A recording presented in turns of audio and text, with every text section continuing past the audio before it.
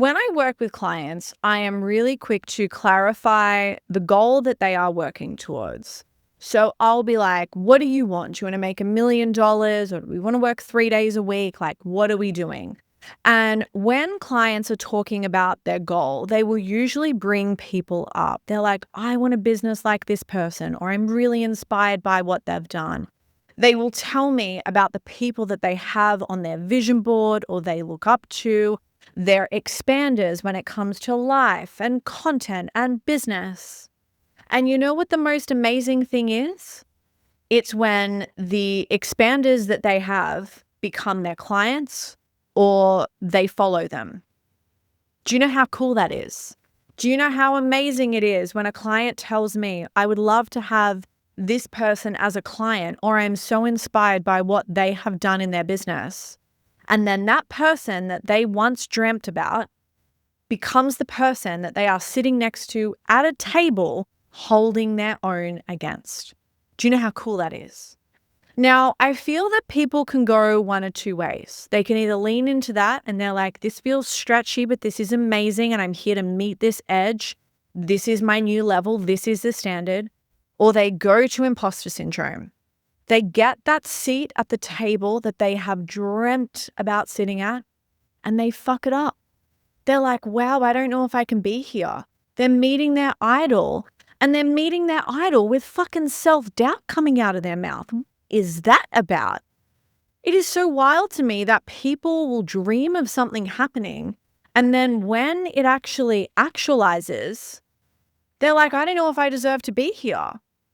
And what you need to make sure of is that the future that you are always working towards will at one point arrive. And you have to ask yourself, are you ready for that moment? Or is the only thing that you know and that you are familiar with is always wanting and waiting and wishing? Can you actually hold the thing when you want it to happen?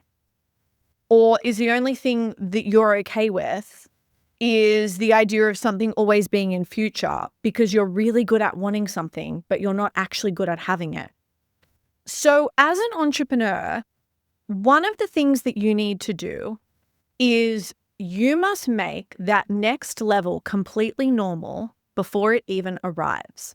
So this is something that I do with clients around money and income goals. They can say to me that they want $100,000 a month. Maybe they're making 10 at the moment and they'll make this really big. And the problem is we don't want to make this to feel so out of reach. We want to make this feel like that it's our standard and that we effortlessly do this so that we don't sabotage or make something a really big deal. It's something in Pilates I learned where it's like when we do particular moves and exercise, we don't want to feel like that we're gripping our muscles and we're putting all this effort into like doing a roll up or doing a bridge. Like we don't want to tense the shit out of our legs and our glutes and like tense our whole body up because we're going to do 3 of them and we're going to start cramping, or that's all we're going to be able to do.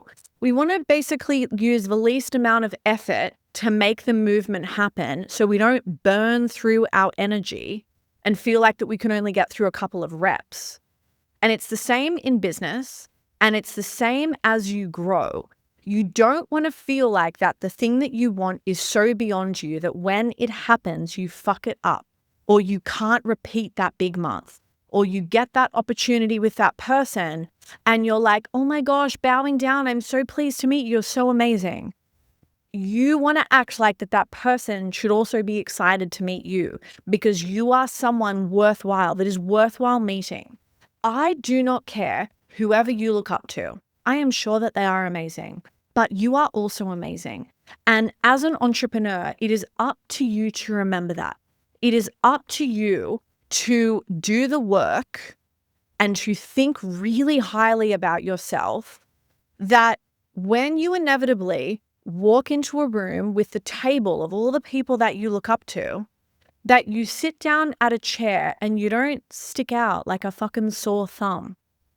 You don't want to be sitting at a panel at a speaking event you have dreamt about thinking, what am I going to say? I'm going to look like an idiot against these people.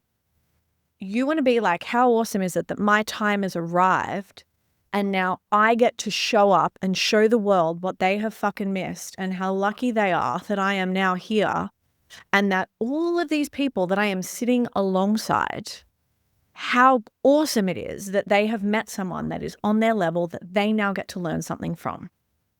You have to do that work. And I can help you with this, but ultimately this must come from you. And this has to be a practice that you do every single day. Because I think for a lot of people in business, especially if you haven't had good advice or your plan has been a bit fucked, all you will know is longing and wanting and hoping. For a lot of people, that is their reality. When this happens in the future, we feel like that the life that we want is so far away. The problem is we almost get addicted to that because it feels really familiar. We don't want to stay there. What we want to do is we want to normalize the future. And then when the future happens, we can be like, awesome, I'm leveling up instantly. This is my new normal. This is what I expect. This is something I do a lot with clients where I've had someone book an amazing client. And I said to her, how awesome that this is now your standard. Like, who is the next one? And we didn't make this so big. Like, yes, we celebrated the achievement, but I was really quick to talk to her and have a conversation. Like, this is now her normal. This is not some once off.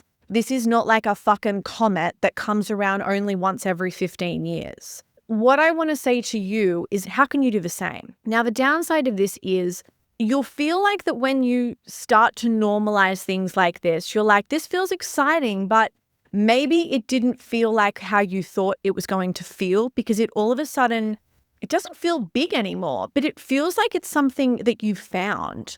Last year in January, I had a $65,000 month and I've had big months in business, but I haven't had a month like that before where that was pretty much like pure profit. There was no ad spend. I don't even think I did a live event like that. I basically was just like, I did that in sales and the delivery wasn't even a lot.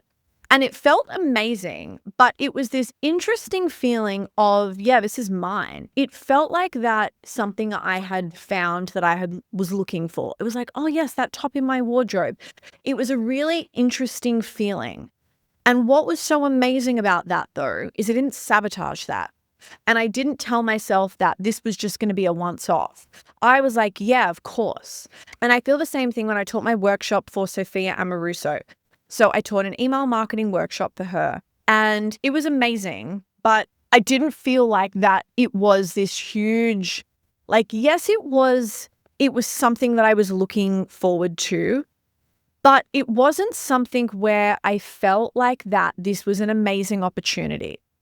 Yes, it was an opportunity, but I also went into this being like, I have so much to offer. How lucky are they to have this workshop? And, you know, if we did this in person and I then sat down with Sophia for like an hour or two after, I would be like, you've built a really good business. And I feel like I'm so grateful to be sitting and having this conversation with you today. But I wouldn't be almost talking like that we were at these completely different levels in business. And for a lot of you that want to be taken more seriously, and especially if you feel like that you have this, I'm going to call it like that sole trader freelancer mentality, and you talk about your little business, there is always going to then be a valley between who you are today and who you desire to be and all of the people that you look up to. And it is up to you to change that, because the problem is time passing is not going to make that change. Because if your default mode is to always feel like that people are above you, that is your default mode. That is how you are always going to think. So it doesn't even matter if you feel this, like you will still feel the same 10 years from now unless you actively change that. And unless you actively, like walk into rooms and meet people with the energy of how lucky are we to be meeting each other and not how lucky am I to be meeting you? Because you have so much to offer and you have so fucking much that you bring to the table. So bitch, it is up to you to remember that. Hot stuff. I feel like that was a good episode. So I love this. I love you. You know what I love you more than? I love you more than, oh my God, I bought the sexiest little knobs. How funny is that? I bought the sexiest little knobs, like drawer knobs, like not a doorknob, but like a drawer knob. So it's like a drawer, like a pull thing. And the brand is Low & Co. And they look like jewelry. So they are nickel plated brass and they're very like organic. It's funny because I'll be honest, when I did my bathroom, every time I went to look at something, everything is fucking curved. It's all pill-shaped and arches. And I'm like, what has happened to corners? What has happened to corners?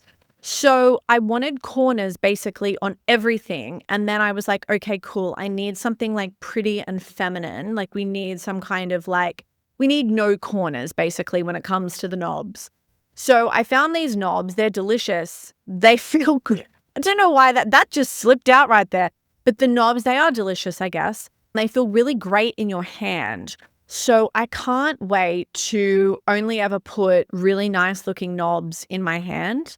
I feel the process to get to this point was stressful, but for the most part, we've had some problems. But I will say it has been amazing to pay someone to worry about this for me.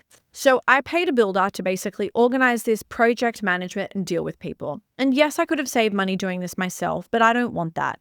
Now, I recorded a podcast episode, I can't remember what number it is, but it's about like ROI. So the 5 things that I'll pay for. What were they? Speed, ease, time, knowledge, and status. I will always pay for those 5 things.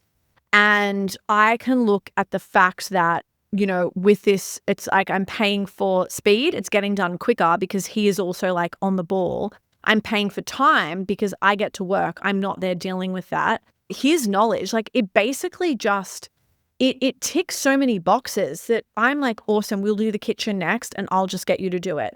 And I will say this is why I think working with a trusted advisor is amazing and why my clients do so well. It's like I have done the groundwork of dealing with the shit and building a business and even working with all my past clients that inform the strategy and the advisory that I give them. So if you are ready to move fast, make money, do all the sexy things, come work with me. Fuck, you're probably going to fund my future build, which is my kitchen. But how fun is that? We could engrave like a little knob in your honor.